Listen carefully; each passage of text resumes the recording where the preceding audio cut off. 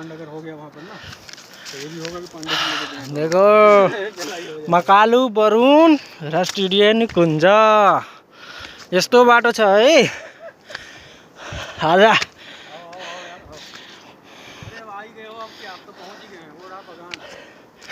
यो बगान हेर्न गएको सुन्तला बगान अनि यस्तो बाटोमा यो हेर्नु कत्रो हाइटमा छ। यो घर छ पहिलाको भत्किसकेछ। हामी अहिले पुगिरहेको छौँ यो ठाउँमा मकालु। यस्तो बाटो छ हिँडेर आउनुपर्छ या चढ्नु आउनुपर्छ है। कस्तो राम्रो।